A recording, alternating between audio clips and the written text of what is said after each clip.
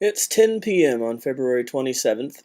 I didn't get started till around 7 tonight, and I started out by figuring out what I wanted my song order to be.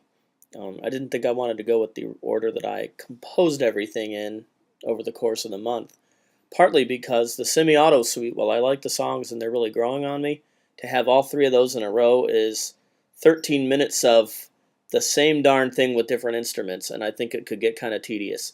So I wanted to space those out over the album. So I went and looked back through the tracks and the tone of the tracks and spent some time laying out 10 song sequence that I think makes some sense. Along the way, I decided that there was a bit that was blasting in on vocoder that I wanted to tone down a little bit. And then later on, I discovered another little change to make too. So I got that sorted out. And now the next challenge is get all the relative levels of the song mashing up right so that they sound good together when they're on a CD. And last year I did this by burning all the eighths to a CD and then listening to them and then going into iTunes and bumping the decibels up and down on them, and it was real tedious. And I thought maybe there's a better way of doing this using my Logic. So I went into Logic, brought up the manual, and found that apparently with Logic Studio I got this thing called Wave Burner that I didn't even have. And I love this frickin' program. Let me show this to you. So I love this thing because I could suck in all 10 of my songs, and then it lays them all out there nice and neat, and I can see all the levels on them, and then go into each region and adjust how loud I want to make everything so I can lay it all out nice and neat. And then on top of that, I can actually put in the nice little codes for for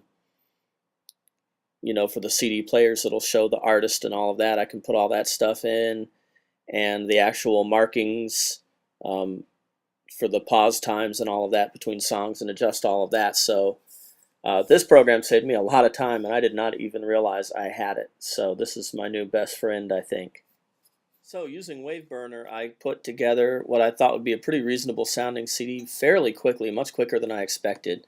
Came up with mix number 1, and the numbers that are written on there were I had taken the different tracks and knocked them down a certain number of decibels. I'd normalized everything up to 0, and then I knocked them down because I don't want everything to be as loud as it could be. So those were the original decibel knockdowns that I had.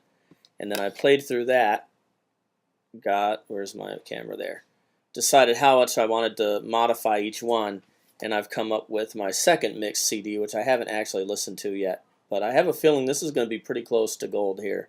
So I think I'm pretty happy.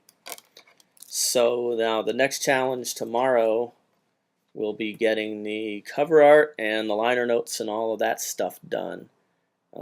Between tomorrow and Friday, I've got to generate all that to get this CD out in the mail.